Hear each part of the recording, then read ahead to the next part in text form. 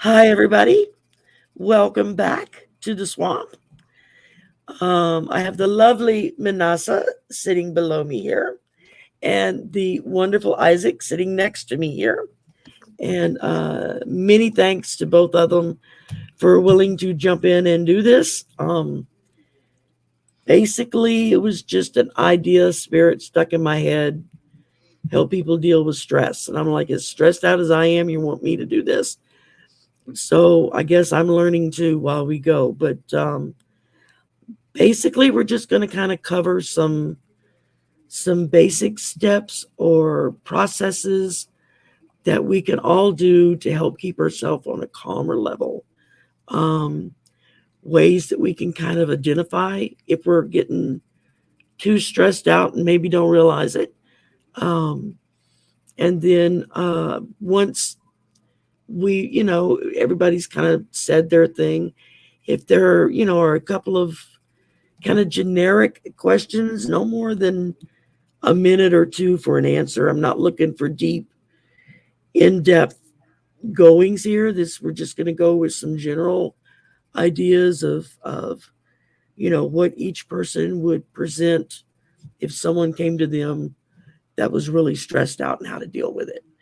That's basically what I was looking at, thinking that we can just help give people an idea of not only recognizing it in themselves, but maybe seeing it in their spouse or their children or a friend or a coworker that we can then reach out to and say, you know what, maybe you need to fill in the blank kind of thing, that might help them along. So that's kind of where I was coming from. Um, First off, say hello to everybody. We've already got a room full of people. I know that. It's like, wow, all these people showed up. We got Janet, we got Heather, we got Gina, we got Teresa, Wow. and we got Suzanne and Gerald, and who else we got in here? Janet. Look, Minasa's in the chat. Yeah, because Heather had said she thought she was subscribed to my channel all this time and realized she wasn't. And I was like, that is hilarious. Oh We yeah, chatted back and forth. I was like, oh, yeah. How can you not? I've done that. People I've been watching and conversing with, and one day they're like they're doing something. I'm like, well, I never got notified, and I went and looked. Sure enough, I wasn't even subscribed. I just didn't. I think sometimes you come off. Yeah, sometimes YouTube kicks people off. It's like they Right. clear the rules. Yeah, Which is like, no, that's not right. true. I know people have fussed about it. So, um, anyway, so we will start with the lovely Manasa sitting below me on the screen to introduce herself and what she does and how she approaches issues like this in her business, I guess, or in her lifestyle, how she deals with all of this. You have the floor, madam. All right. Well, thank you, Sherry, and thank you for giving me this opportunity to be on your show and also to be able to help people. So, Manasa Wellness is my business, and it's centered around mindfulness, around the principles of mindfulness, using the breath as a way to calm yourself, and then using the MBSR, which is a mindfulness based stress reduction technique that I pulled together, invented, created, called the Game Plan for Mindful Living. And those are four very simple tools to help when we are stressed. And then for me, Sherry had initially reached out to me because I am also a traditionally ordained minister and now a new thought minister, to use what are my spiritual tools for keeping myself grounded and those sorts of things. And so, of course, mindfulness plays a part in that and having it be a part of my life. I think, Leah, like CBT, you can also use mindfulness they've used it with addiction, they use it with pain control. But having it be incorporated into your life, I think one of my most frustrating things as a minister is I see someone who's come to the church and I haven't seen them in a long time. So I'm like, oh, hey, good to see you. And they won't say anything. They'll be like, hey, good to see you. And then their mother or their aunt says, oh, well, they're going to court tomorrow. It's like, is that how you get down? You don't step foot in this church or you don't have a practice, and then when you're going to court, all of a sudden you're hoping that by showing up at God's house, which is your thought process. And so also for me, when it comes to spirituality or mindfulness, it's not an antidote. It is your consistent medicine. You know, it's like, oh, I have high blood pressure. Oh, my blood pressure's up. Boy, I guess I better take my blood pressure medicine today. No, take it every day.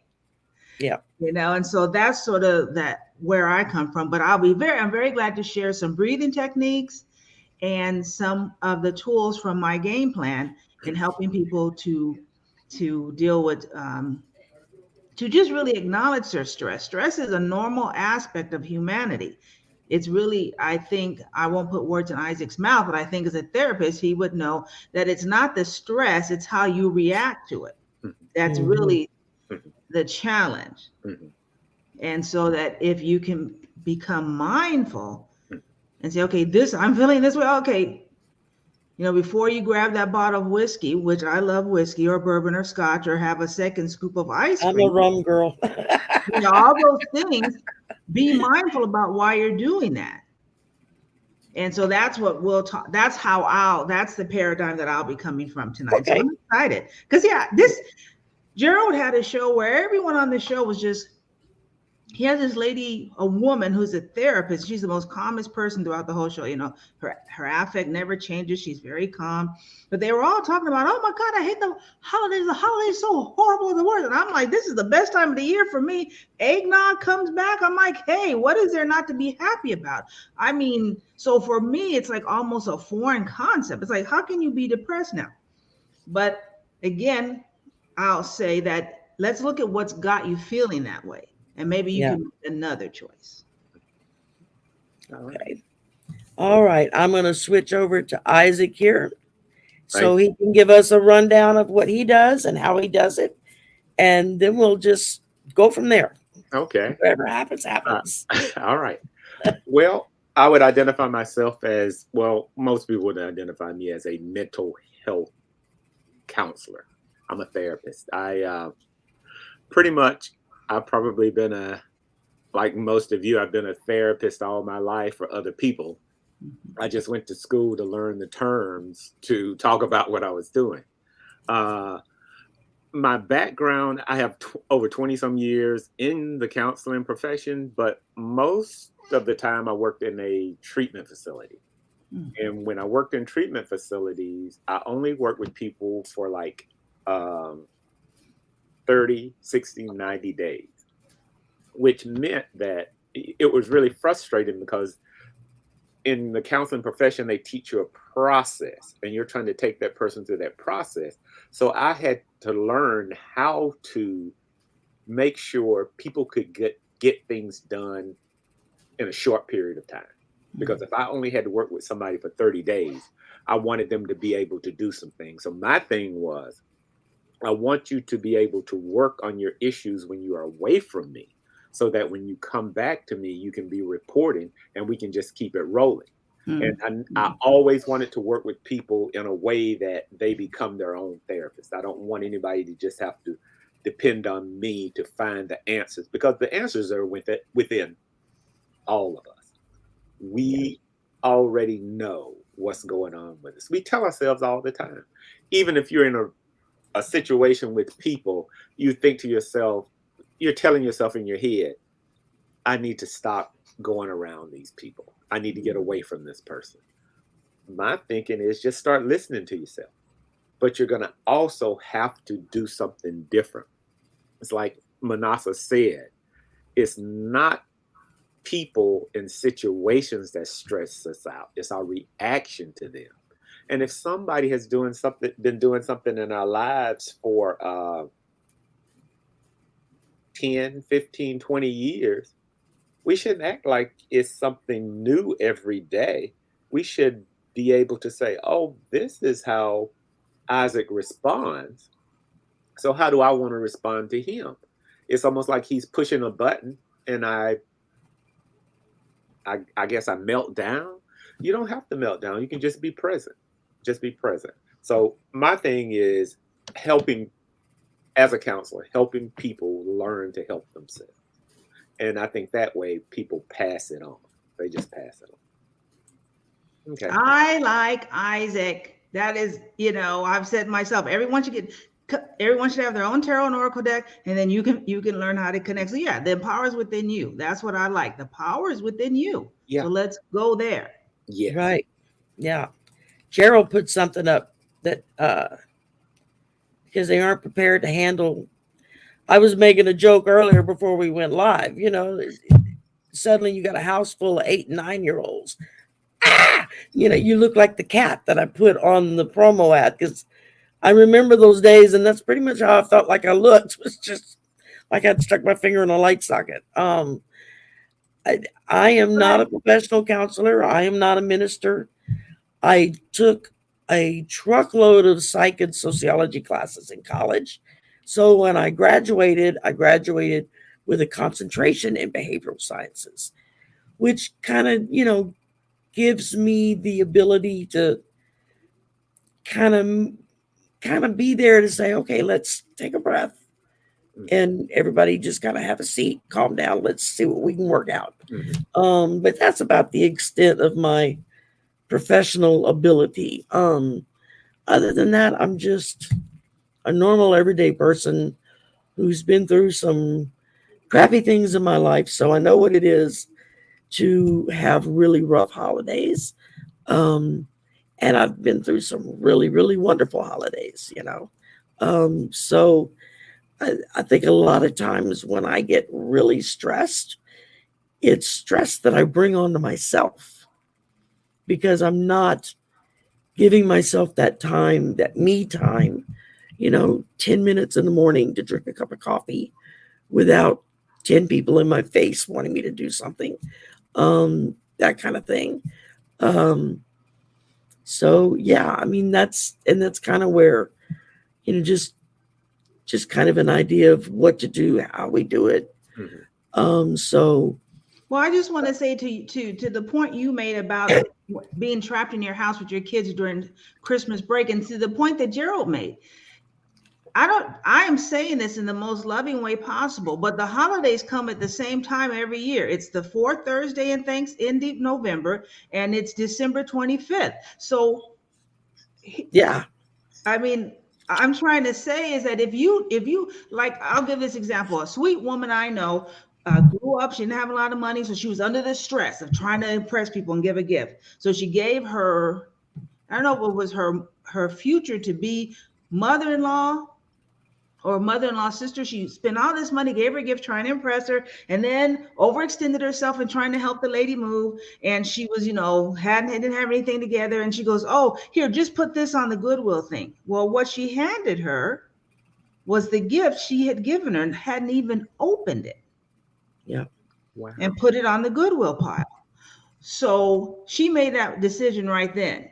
But what I'm saying is, Gerald has a good point. If you know that you get stressed around the holidays because it's a horrible time, or you feel obligated to buy gifts for people, or that's the one time a year that you have eggnog and cake and rum balls, and we've got this thing we got from Trader Joe's that we call the schnitzel, but it's really this round thing from heaven and the gods above that's full of almond paste, and you're going to chow down 10 of those. Okay, so again, all that sugar and all those carbs, November 1st, make your plan. Right. Okay, so you know what? I'm going to get eggnog. My 86-year-old mother and her 88-year-old brother wait. I think it's October 1st, the eggnog comes out. Now, my mother. Yeah, that sounds about right. Yeah. She has a bit of restraint, and she doesn't get it until November 1st. Well, my uncle is buying gallons on October 1st, right? So that same sort of thing. This is about, just like Isaac said, the power's within you. You've got to proact. That reacting is already too late. Right. So you've got to proact. If the holidays are not a good time for you, the dates don't change. So in October and November, start planning on January 2nd to deal with next. Start doing the things that will help you. If you know that for some reason you just feel like you have to buy all your nieces and nephews a gift, okay, then start saving June 1st. Mm-hmm. So now you're not trying to do this. Yes, you got to be prepared ahead of time. Healthier choices in the moment, I'll speak for myself, can be very challenging. But if you have a practice of making those healthier choices and being empowered, Mm-hmm. you're not powerless. Mm-hmm. I think people. I'm just going through and putting up statements. Spoken skills. That one of the things that the challenge is that we, from our society, from the patriarchal society that we're in, from the white hegemony society that we're in, and the way that women are socialized, we're taught to be powerless. Yeah. And that is the biggest lie on this planet. We are powerful. And so when it comes to this time of year, use your power to do what is best for you. I'd like to speak to that because I know that Manasseh, you talk a lot about mindfulness. And to me, that's just being present in the moment. Mm-hmm. And I want to address something that Indigo Jaguar said about coping skills and tools. And we all have this on board. And if you don't believe it, all you have to do is imagine somebody in your life that you care a great deal about. Could be your child, a sibling, a parent, and they have a problem. You will give them the best advice to solve that problem as quickly as possible. Yeah. So if you can tell someone else what they need to do, you have that information for yourself. But I think what we do is we think to ourselves, oh, I can deal with it a little bit more. I can handle it a little bit more. It's not that bad. But think about it. Why do we get so upset when we think a friend or a loved one is being mistreated? And I was watching your channel, Manasseh, and you were talking about love. I love you. I love me. If you love yourself, I know you're watching my channel. I'm honored. Yeah, I'll watch your channel, Manasseh. I get up with you every morning. I know that, sister. You and I talk. Yeah, but see, that proves that we have the information on board. You cannot say, I don't know why I keep doing this. We know why. We tell ourselves in our head all the time. Mindfulness will help you sit and listen to yourself. But it might not feel good when you realize that you're participating in your own downfall. Well, it's being honest with yourself. Yeah. We tend to lie to ourselves and say, oh, I can deal with it. Oh, if I eat an extra dozen cookies, it's not going to matter. If I have another drink, I'm fine. I can handle it. But there's a part of us deep down inside that's like, no. Right. That's a lie. Right. So, but we go with it. But don't you think, Shari, that eating that extra cookie or not maintaining our fitness program, we're doing things to try to feel good. We're not thinking about what actually makes us feel good. We're just reaching for something in the moment. And when we do that, I think it was Gary Zukaus, he says, we might as well take drugs. And you don't want to take drugs, but we're reaching for something in the moment and saying, what will make me happy long term? What situations am I putting myself in that make me sad? And it's, like I say, it does not feel good, but you would tell a loved one to stop it or do something different. We have to tell, hey, let me say this. You just have to realize it. You may not act upon it in the moment. You're not going to do it. You have to practice your way into it, I think. Very wise. And, you talk about, and yes, during the holidays, like some of the best foods come out and you can only get them then. Now, I saw Heather put like somebody that wants rum and cheap fruitcake. I was like, that fruitcake person really needs to go get some therapy. But again, so if you know that during the holidays, this is how I'm going to eat, and come January 10th, right? Give yourself extra time. Come January 10th, I'm going to get back on the wagon. But, what are some in the moment? right? Because I think one of the things Isaac is hitting on is that oftentimes we can have the best intention. And now here it is, December 20th, and I got the Secret Santa to the most cranky member of the family. They hate everything that someone gets them. And I've spent $100 buying them 3 different gifts that I know they're going to hate each one, right? And no matter what it is. So what is the thing that we can do? And Isaac talked about it, be present. So come to the moment. When you realize that, just take a minute in that moment and go, what is going on? Yeah. And you can say, I'm being stressed out. I'm trying to be a people pleaser right now. And okay, doesn't mean you're going to change it, right? But at least you ask that question one time. That means the next time you feel stressed out, what can you do in that moment? Going, what is going on? Yeah. Right? To respond versus react. It's a practice. Yep. Indigo Jaguar says she stress eats and I stress eat year round. Yes, I don't need the holidays. I don't need the holidays. I don't need a holiday. I'm a junk food junkie, and I'm the first one to admit it. And I hate myself for it. And yet, there you go. It's one of There's my. no need to hate yourself for it. No. Yeah. If you don't hate yourself for it, and you say I stress eat, go ahead and do it. But what you should do just do a little experiment. Don't stress eat and see what you feel. Whatever it is will come to the surface.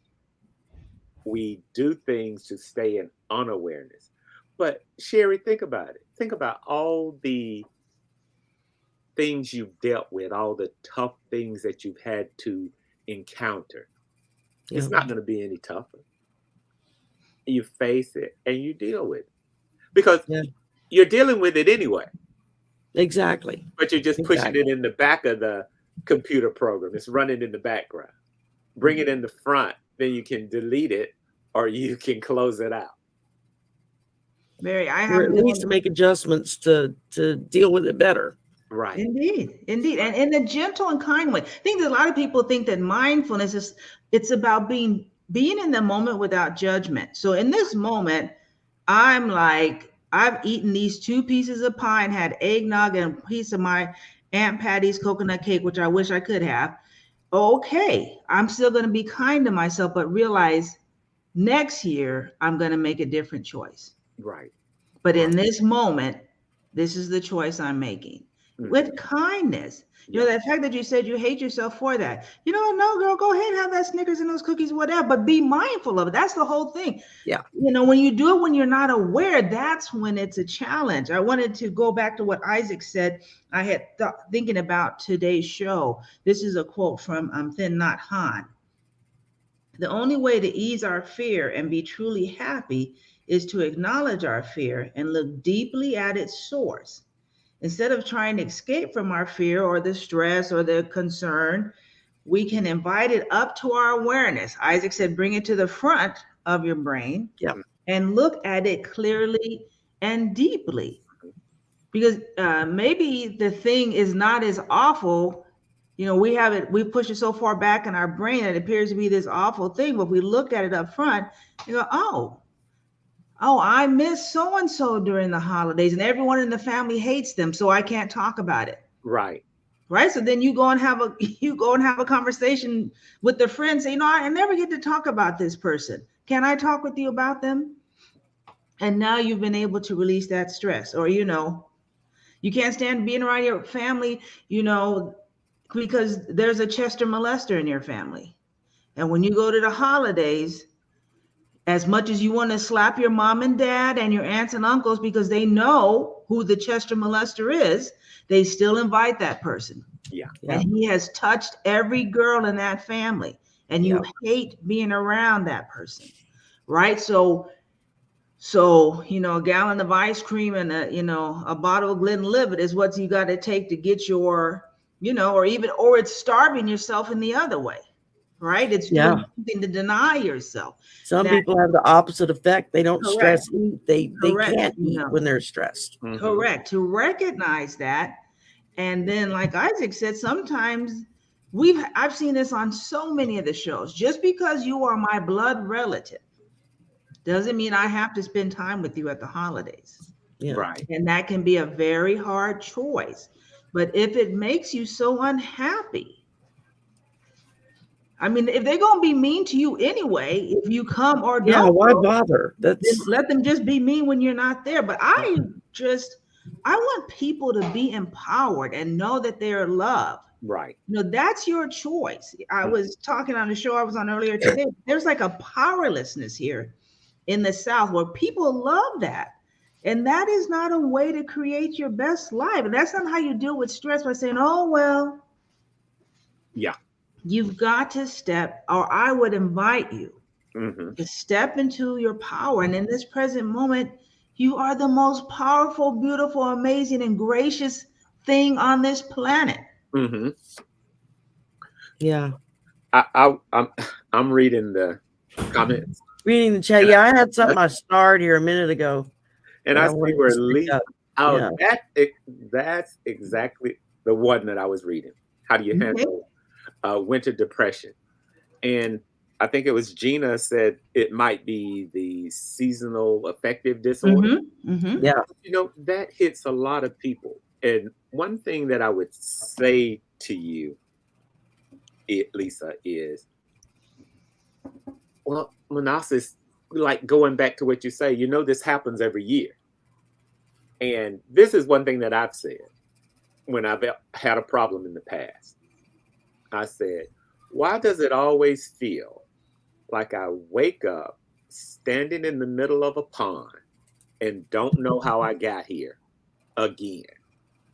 Yeah. Because we keep doing it over and over. And what I realized was I get sort of down in the wintertime. I used to. But if I wasn't on my toes, literally, I would get down again because I walk to sort of keep my mood up, and it will raise your mood. And if you know that you're going into those winter months, you need to start doing whatever you do. And somebody else may do something different. I know that walking helps me get through it. So that will take me through those gray months, those gray days. That's what I call it. Great. But it's all of it really comes back to the mindfulness. If you're looking at you keep tracing it back. Did I feel this way last year? Did I feel this way the year before? What happened? Did anything happen? Did it just happen to me? That's how, when you start learning about yourself, you will be amazed at the things you can change. We tend to collect information on other people. We talk about what they've done, what they do, and we can collect volumes. Won't do anything for us. But if we look at ourselves in that critical light, or we just look at ourselves like Manasseh says, lovingly, you don't have to force yourself to do anything, but you do have to be aware that these are things that I'm doing that I could be doing differently. That's what I believe, and I do believe that we tell ourselves. Well, and as Einstein said, you know, the clearest definition of stupidity is to keep doing the same thing and expecting a different result. I thought that was the definition for insanity. Insanity too, stupidity, insanity. They kind of I- all go together in my mind. So That's All what right. that's what my I people want to say. respond to Lisa as well. And I say that there are some technical things that you can do, which is to get like a sun lamp, you know, because I'm a California girl. I grew up in California. I've got pictures of me in shorts on Christmas Day. Mhm. And so Libra ladies talking about that. Yeah. we had a I called it Snowmageddon here one year, where literally I was trapped at the hospital where I work because I couldn't drive home. Like here in Memphis, they're not ready for the snow. And so usually get like 1 inch of snow in Memphis and they shut the schools down. I'm saying 1 inch, okay? Yeah. They've got the snow off the road. So they had over a week, 12 inches of snow. So everyone was trapped. And I was in that place. And I remember Lily my daughter saying to my wife, Gail, my mom needs the sun. And so even living here, I realized everyone wants to go to Florida, right? Because I'm from Cali. It's like, why are you trying to go over there? If you're going to California where it's more beautiful, right? But of course, it's closer because people need the sun. Yeah. So if you can get a sun lamp, Vera Looks Happy Light, get a sun lamp. And I already told Gail, we going to Florida in January, February. I need to see the sun. Now, Right. I'm grateful I was in California with my mom for Thanksgiving. But again, I think just like you said, if you know that happens, exercise, some CBD, again, a good way. Sherry, when maybe at the end of the show, I'll show some breathing techniques. Okay, that would be good to help with that. Uh-huh. Yeah, and like Joe was saying, if your family's jerky to you the whole year, they're not going to change on Christmas. Yeah, and I live with my family year round, so Right. No gift you give them. we figured it out. What buttons not to push, but Mhm. yeah, I mean, and living down here in the deep south, we have a lot more sunlight than those that live up north or up in the northwest. Where there's a lot more rainy weather, snowy weather. Mhm. I mean, I cannot imagine somebody being trapped because they're snowed in. That just baffles my mind because I've never experienced that. Couldn't do anything. Now I know what it is to get flooded out. Yeah. Because I've been through that lots of times, but not snowed in. And a friend of mine, Marina, Heart-Centered Tarot, she's from Canada. She's up in Canada. And we were talking about that one night, and the next morning I opened my phone and there's a picture from Marina saying, "This is what I'm dealing with today." And her car was like half buried in snow. And I was like, oh my God, how do you handle that? And she's like, you just do. But they have the tools. They have scrapers. They have all those things. Like Heather's calling me out. She's from New York. She's like, girl, 12 inches, please. But I'm telling you, in the South, where it doesn't snow like that. And someone also put about increasing your vitamins. Maybe taking some extra vitamin C, things, or those vitamins that help boost your mood. Again, but this is about proacting. Yeah. If April, starting in October, April, that's seasonal affective disorder gets to you, what can you do? Maybe that, using the winter, we're putting out all our darker clothes, maybe that year, that's when you hang your daffodil and sunflower decorations. Yeah. So you have all that lovely, change everything to yellow, put spring colors in your house. Oh, the day after Thanksgiving, I was telling my son, put up the Christmas lights outside. Yeah. I don't know if we're going to put the tree up this year because we have a kitten and she's climbing everything. So I'm like, maybe we ought to hold off on the tree for a year. But bring spring colors, bring bright colors into your house during the winter, in that way. But again, I want to just say, like Isaac said, you have the power. Yes, you may need some professional help, but you have got the power. Yes. Use it. Yeah. Act on your behalf. Yeah, vitamins D and B12 are important. Yeah, very much so. Like I said, in a way, those of us down here in the deep south are lucky. I mean, all week it's been like spring here. Temperatures in the upper 70s, lower 80s. Nothing but sunshine. Now, see, we're in the mid-south. It's not doing that. Yeah. Today got up and it was overcast. And now it looks like it's going to rain. And it's been just one of those bleh days all day long. And so it's like, okay, sunshine, you need to come out for a little while. Yeah. But yeah, it's finding ways to bring your mood up. I know for me personally, it's when I start getting that depressed, really oppressed and depressed feelings, I put on a funny movie, something that's going to make me just laugh. Even if I've seen it a dozen times, it still makes me laugh. Or more likely, I'll watch a superhero movie because the good guy always wins in superhero movies. Batman kicks ass and Superman deals with them. And, that works for me. And Wonder Woman's my woman. So, she's going to take care of all of them. Right. And someone said here, a warm cup of coffee and a soup can also boost the mood. Yes. Something simple. Yes. Tea. Very much so. I love to drink hot tea in the wintertime. Yeah. I like the comment by Libra Lady. Where is she at? Where she said that she decided that she was not going to decorate for Christmas. Oh, yeah. I put that up earlier, but let me find it again. I've done that before. is like, okay, I'll just put something on the wall here. I'm good. Because it's like some if you have to realize that sometimes you may get busier one year than other times. And it's like Yeah. basic, think about it, y'all. Everything that we do, we've attached meaning to it, and we've attached emotion to it, and we've attached that you are supposed to decorate, you are supposed to do these things, Yeah. and we really don't have to. It's a decision, because if you don't, people will walk into your home or say, you haven't decorated, Yeah. and they'll say it in a way Why isn't your tree up? Yeah. right, like it's something going on with you. It's like, well, this is my house, and I decided not to put up a tree. People, when my late And I husband was applaud you. very Judy. into That's holidays. excellent. Yes, Yeah. yes, yes. My late husband was very into decorating for Christmas. That was like his holiday. Was it?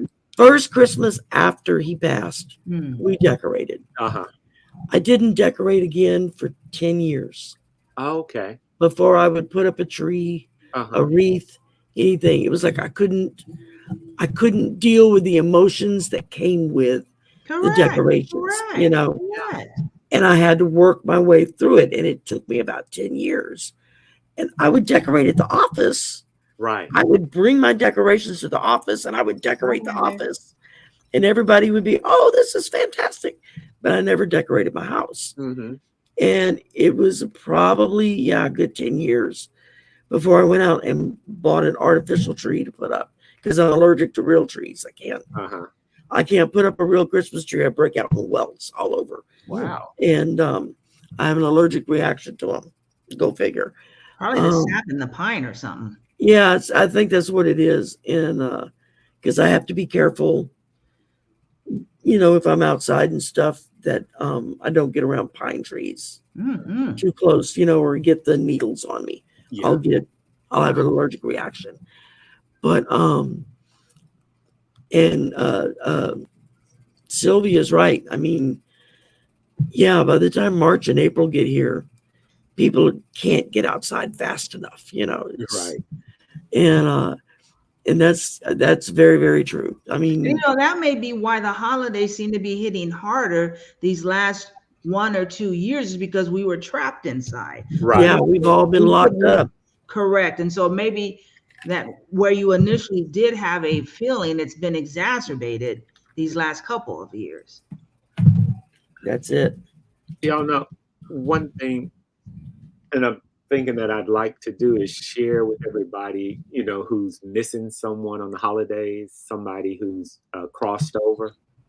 And what I like to remind people of is that we will, because I've done it myself, we often think that, grandma, grandpa, mom, dad, whoever it was, they used to love this so much, and now they're not here.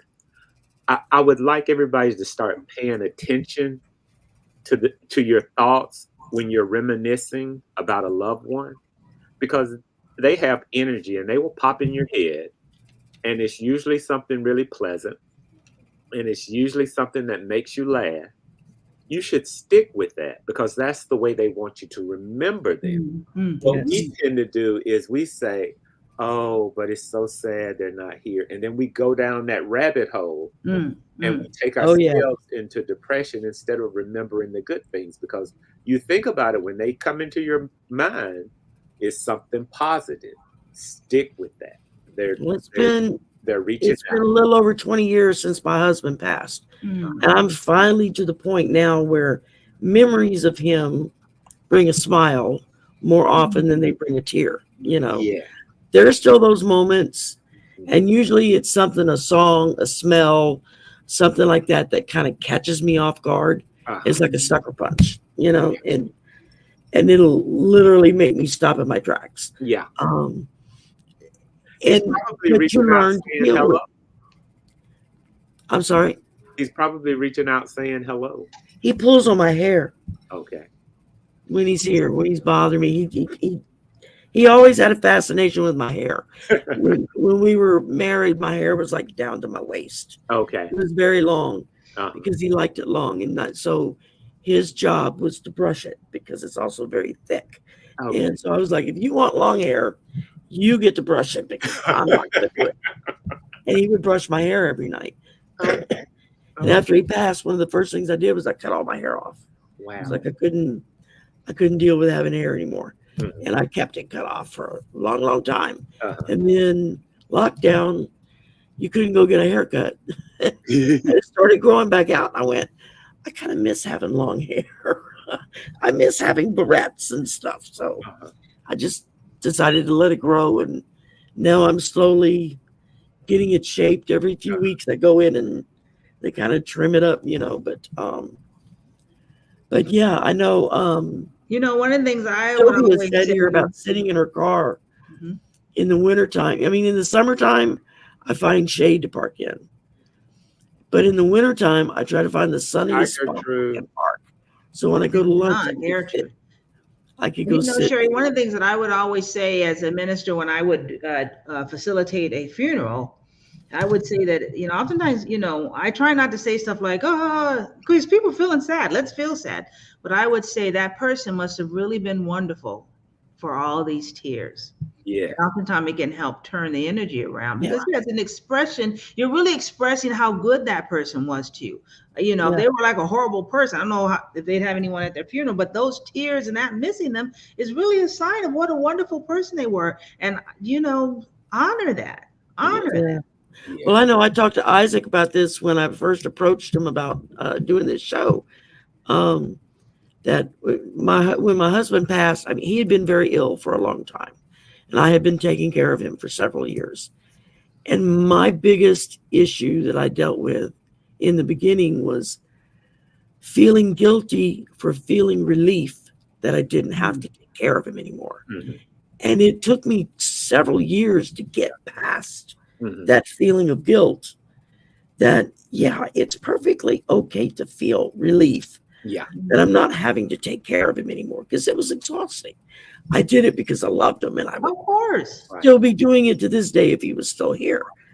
But when you feel that first rush of relief of, I don't have to do this anymore, boy, the guilt comes in right behind it. It's, to beat you up with it. And it's learning to, I think that was my process, was learning to recognize that and then acknowledge it. And then give myself permission that it was okay to feel relief. Right. It was even okay to feel guilty for feeling relief. Right. It's just part of the process, But it took years because I know when I was telling Isaac about it, I said, where were you 20 years ago? I could have used somebody to talk to. Because I think, sure, I want to just congratulate you for even having this show and having the capacity for people to talk about it. And then what we were talking about backstage when Sherry was talking about it, I said, okay, are we going to sugarcoat it or bring it like it is? And I just honor you for saying bring it like it is, because the sugarcoated ways say, well, you just got to feel better. And Isaac and I are like, look, do something about it. Yeah. Well, I come from a school of hard knocks where I've learned, get up off your ass and do it. It's just correct. And do it baby steps sometimes. I think we all want, like, I'm going to do these 40 things at once. How? Yeah. Do a baby step. This first, this year, I'm going to go to my family's house because I feel guilty if I don't, but I'm only going to stay for an hour. Right. Yeah. And then you leave. Yes. And the next time I'm going to stay for 45 minutes, and you knock it down that way. Right. It's those baby steps, but it's really about how you react. I saw this quote saying, remember, most of our stress comes from the way you respond, not the way life is. Adjust your attitude and all the extra stress is gone. But again, it's a process. It's an understanding. It's a connection. I know that Sylvia was addressing this to me.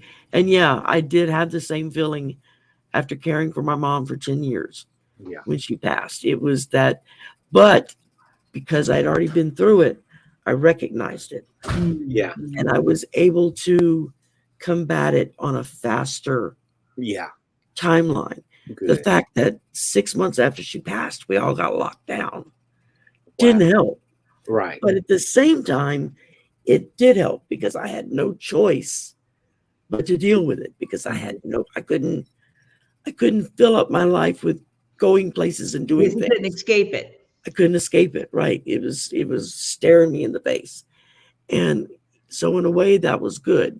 Mm-hmm. When I found this community was when lockdown happened. Wow. And that helped me tremendously, because it was like, I can't believe there are this many people who actually care about one another. I sat back for a long time. I didn't talk to anyone. I didn't chat with anyone, because I kept waiting for the curtain to open and the wizard to be exposed. And it wasn't going to be a pretty picture. Right. And that never happened. And after a while, it was like, oh, okay, these people are serious. They really, and so many of them felt and believed in things that I felt and believed in, but that I never felt I could talk about, Mm-hmm. because nobody else understood it, or they, away. It's just your imagination. So that was a big help for me, but yeah, I still went through the same guilt of being, feeling guilty for feeling relief that, and that was when lockdown hit. My first thought was, I'm so glad she didn't have to deal with this, Mm-hmm. because she had dementia, Mm-hmm. and she had cerebral atrophy. Her brain was literally shriveling up in her skull. Yeah. And so Wow. she would go along a certain level, and boom, she'd drop. Wow. And she'd cruise along at that level, and then she'd drop. Mm-hmm. With what she was able to do towards the end, she couldn't walk anymore, she couldn't talk anymore. So it's a cruel disease to get, Yeah. because it robs you of everything. Yeah. But at the same time, Mm-hmm. I was just happy that she didn't have to go through Yeah. the lockdown, because she wouldn't have understood what was going on.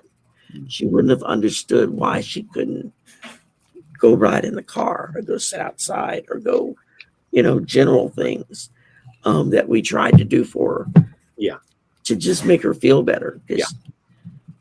She was miserable. I mean, a lot of times she wasn't even, it's like you look at her and you're like, who is this person? Mm-hmm. Because it wasn't the same person that you grew up with. Right. Because the disease changes them. Right. And that makes it hard, Indeed. Yeah. Well, I want to validate you for providing that care, because everybody can't do that. Indeed. And some people won't do it. Yeah. But everybody can't do it. And it's an experience that you took on, and with your husband, you went through it, but like you said, you learned it. We can all learn at a fast pace, or we can learn at a slow pace. Well, with my mom, I wouldn't have made it through if not for the fact that my son moved back home and moved in with me. Yeah. So he basically took day shift while we were at work. Right. My brother moved in, he moved in with us with his son.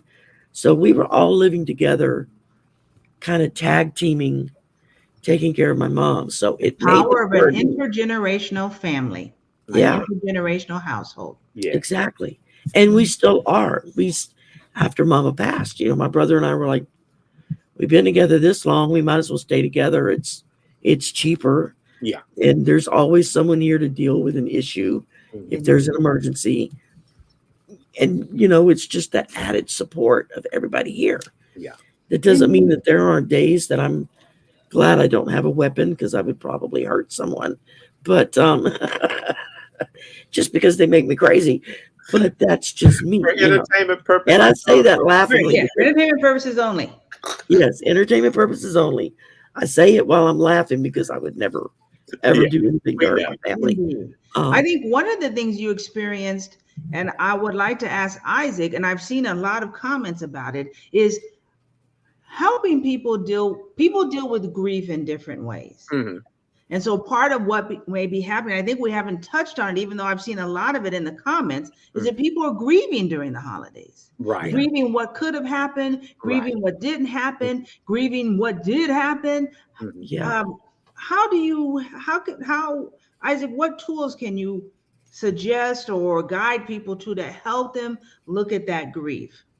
This is what I usually do with a person. Say, for instance, if someone came to me and said that they had lost somebody, most of the time, I would ask a person to do a therapeutic letter that they do not share with anybody.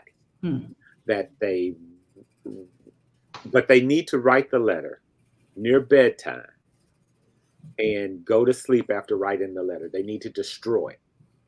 And you can destroy it by like typing it in a computer or deleting it.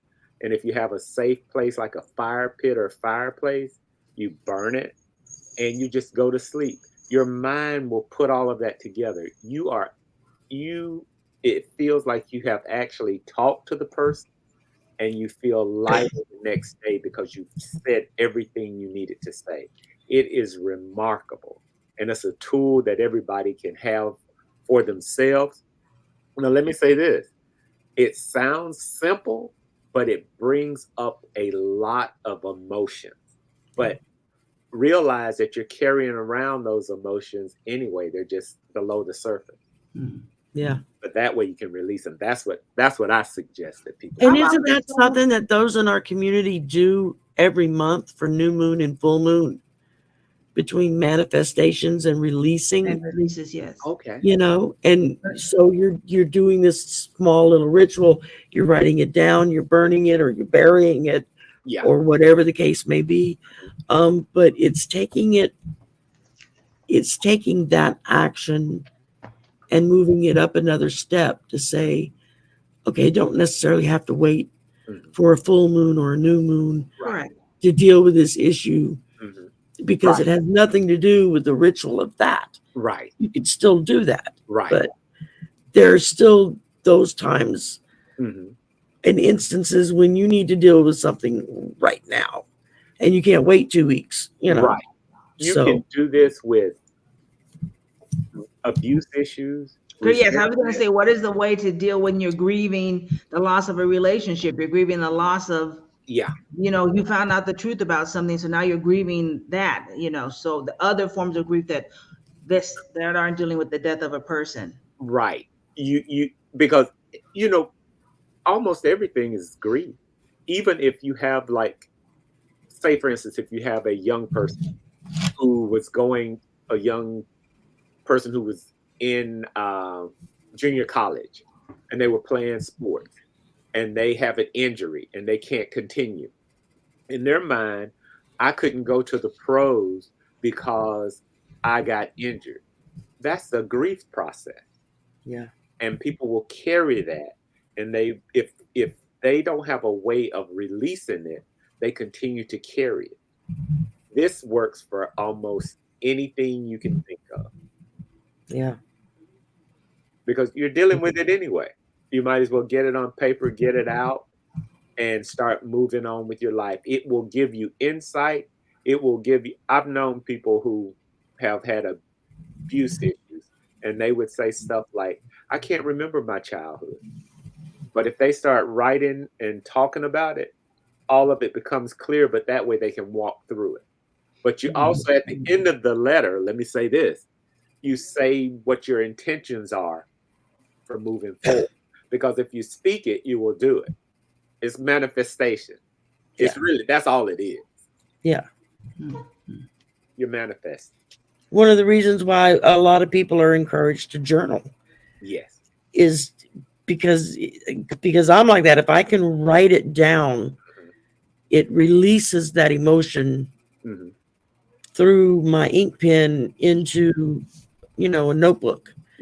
Some people may type it when they, and I've done both. I find that it works better for me the old-fashioned way.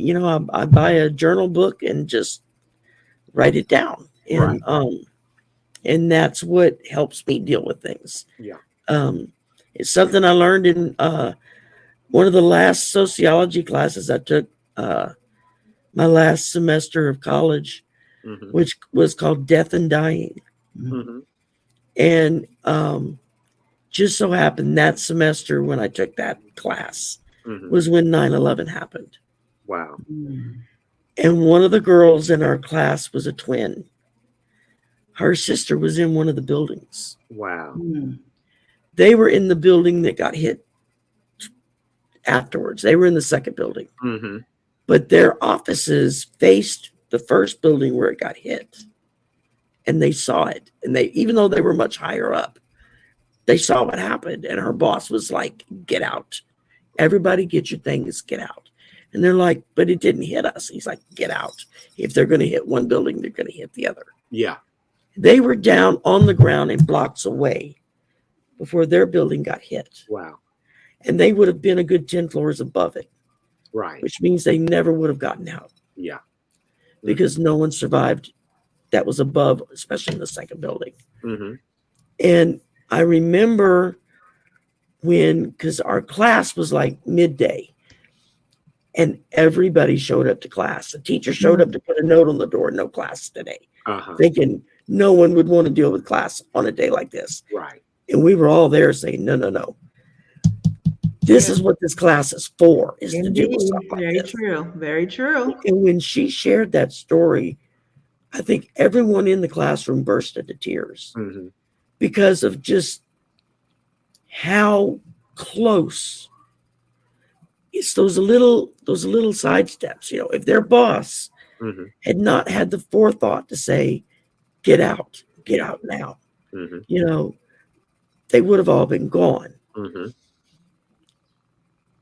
In other instances, there are people that survived that talked about the fact that, you know, they went down, they got all the way down to the bottom floor, and then were told to go back. It was safe to go to your office. Right. And they went back up and never seen or heard from again. Right.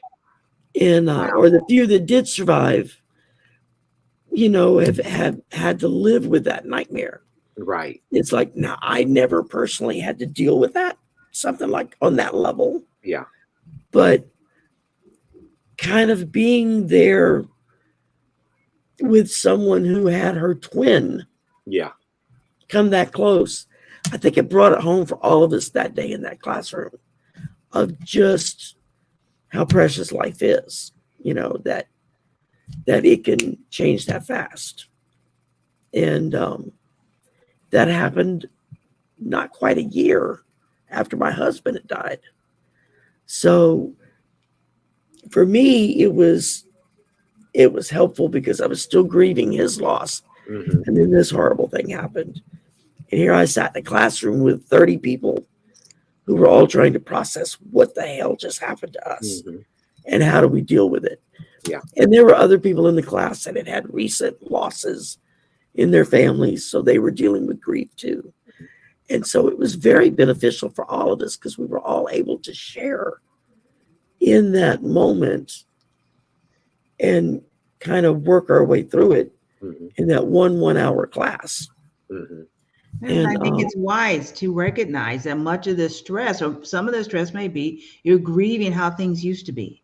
You're grieving what you wish could have happened. Right. And so then to look at that process and say, okay, I'm sad because. And then how do I embrace that grief, you know, or say it's. You know. I like that. Yeah.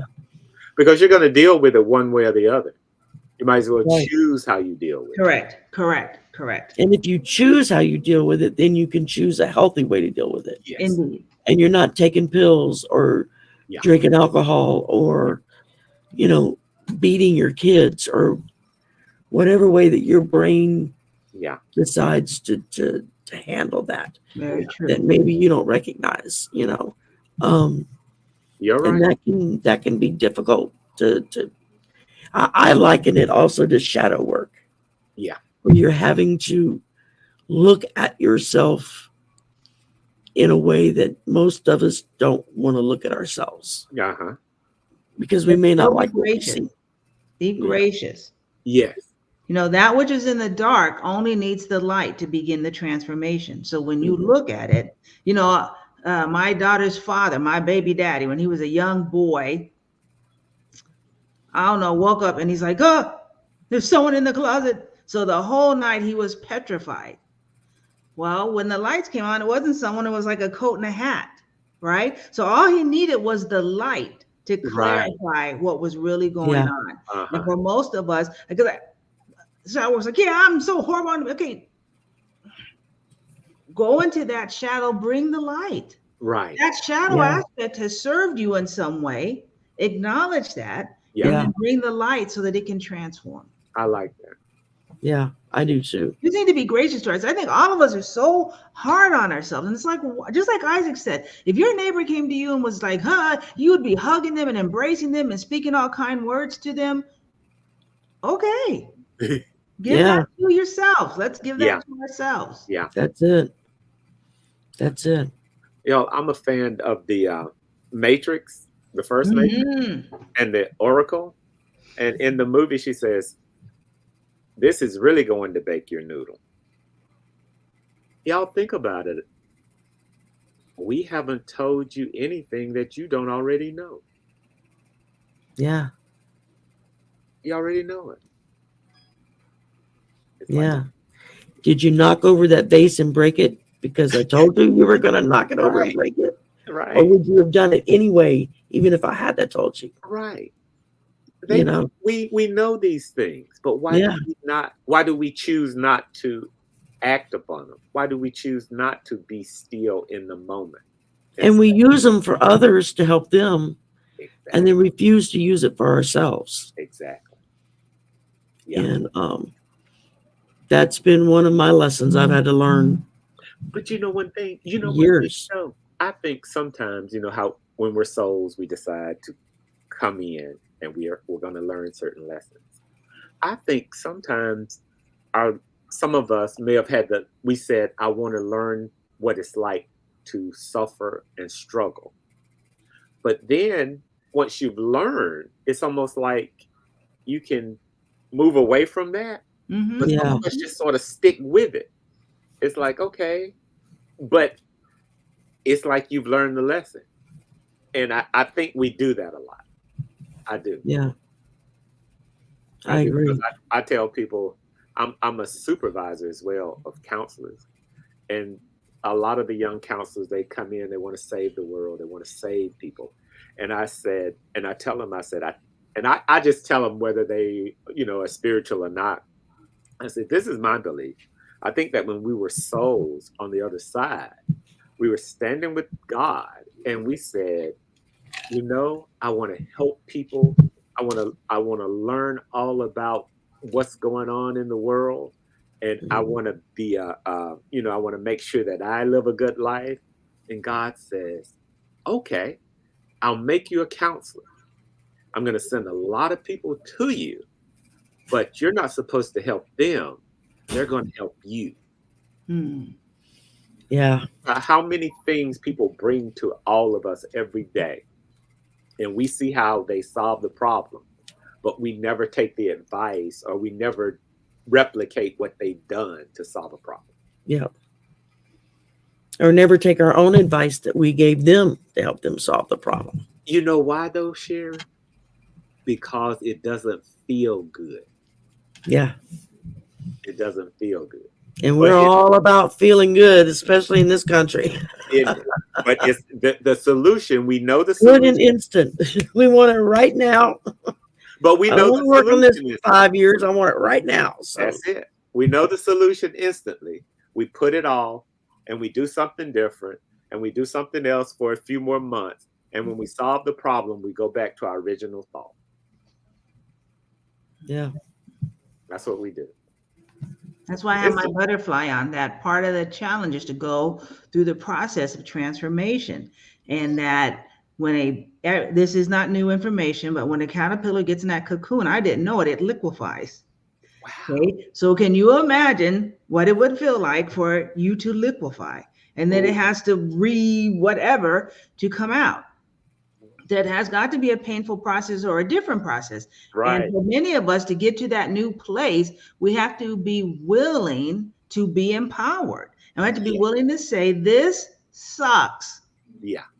But I'm going to keep going. Yep. And on the other side of this sucks is, oh my, how wonderful. Yeah. Well, it's like you wore the butterfly. This is mine. I wore, can you see him? The Grinch. The Grinch. I love the Grinch. Not because he was mean and horrible, but because when he finally saw the light, his heart grew. Yes, and he was misunderstood. The poor 10 times larger. Yeah. Whatever it was in the movie. When he connected with his own humanity or grinchiness. Exactly. His heart grew. Yeah.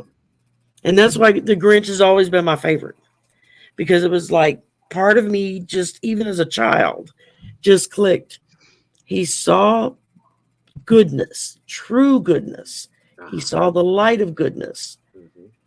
And it was so strong that it expanded his own heart and made him accept where he was wrong and let's do right.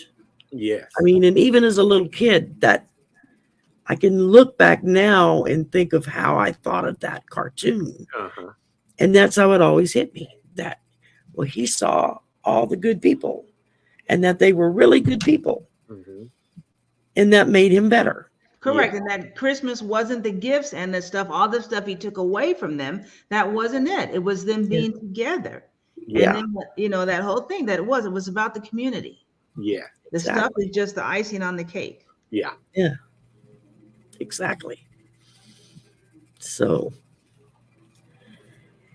well, I think we've pretty much covered everything. We've been at this a little over an hour. Okay. Most therapists and stuff don't go more than an hour. 50 minutes. So, yeah. I certainly don't want to infringe on y'all's time any, because it is the holidays and we all have family and things to do. But I really want to thank you both very, very much for coming and for sharing what you do and how you do it and all the knowledge that you shared with us. I know it's meant a lot to me. Just from what I've been seeing in the chat, it's meant a lot to me. Congratulations to the chat. So much authenticity and vulnerability and honesty. That's how healing happens. Yes. Exactly. So good. So good. Great group in the chat. Yeah. Yeah, exactly. I've been reading, it's like listening with one ear and reading with one eye. Yeah. Keep up, because well, when I'm reading, you can tell I'm reading. That's it. So, Vanessa, you said that you had some breathing exercises. Yes. You were going to show us. Isaac, is there anything? So this is a very you can show us as well when she's through? No, I just want to do the breathing. Okay, we're just gonna. Okay. If anybody's gonna, we're gonna put the boss in the hot box here. For me, I'm gonna love it. I'm waiting. I was He's waiting. He's got his pen and his pad out. You can tell. All right. He's an educator. Well, okay, very good. So one of the things, this is called taking 3 mindful breaths, because I think oftentimes people think that mindfulness is, omni home renegade kill, that I got to get in this. Okay, no. One time I told my daughter, I'm going to kill everybody here at work. Right? It's menopause, perimenopause. And she said, go in the bathroom and meditate, right? Just go. So sometimes you don't have time to chat, to text, you're going to kill everybody. And you're not trying to go to jail because you don't look good in orange and the food in jail is awful. So 3 mindful breaths to just take that minute. And so what I mean by a mindful breath is most humans, we don't use a good 60% of our lung capacity. And the more, sometimes you just need to clear it out with an extra breath. So this is very simple. So I invite you, you can, where you're at, go into the bathroom, or, even just sitting in your car as you park or before you head off, and you put your hands on your stomach, because that's where we want the air. We want to fill up our diaphragm with air, because air is the elixir of life. people, when you can't breathe, something's wrong, right? If you have asthma attack or allergies, when you can't breathe, you don't care. And so the breath of life. So 3 mindful breaths. So you're going to breathe in, and again, let that air fill up in your stomach. So let's all just breathe in, feeling our stomach go out, and then just hold it and then push it out. And let's do it 2 more times. So let's breathe in, hold it, and then push it out. And then one last time, let us breathe in, hold it, and then push it out. And those 3 very simple breaths will center you and bring you and get you focused to where you're able to act in this moment. Yeah. Thank you. Thank you very much. That felt good, actually. Yes, because when you fill up with air, it's just what your body needs. Yeah. The angels were with us. I get this light in my eye. It sort of just goes. And sometimes when I'm talking with a person and they're sitting there with me, I can see the little lights going around. I got that when you did that. There you go. Yeah. Thank you. This little light of mine, I'm going to let it shine. Indeed. I'm not going to sing it because I can't sing. So I'll just say the words. Yeah. But that is like one of my all-time favorite songs. And whenever I'm really, really, really down, that's the song that will run through my head. Is I hear that little song. And it just makes me feel better. Go figure. Yeah.